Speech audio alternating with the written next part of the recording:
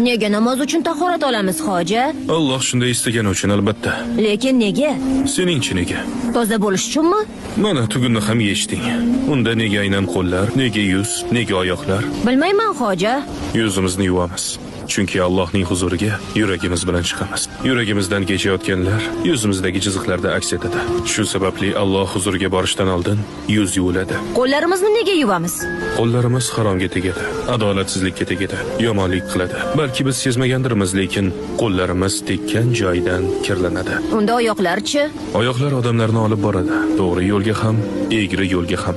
Shuning uchun oyoqlar ham o'tmishdan tozalanishi kerak. Tahorat olayotganda suvga Allohning rahmatiga erishajak kishidek yuguring. Alloh suvni o'ziga ibodat qilish va unga yaqinlashish vositasi sifatida yaratdi. Alloh bizning gunohlarimizni kechirib, qalbimizni marhamat ila tozalagani kabi suv tashimizni tozalaydi. Shuning uchun suvga yuvib Allohni zikr qilamiz. Men bundan buyon doim tahorat olaman. Kuniga 15-20 marta tahorat olaman endi.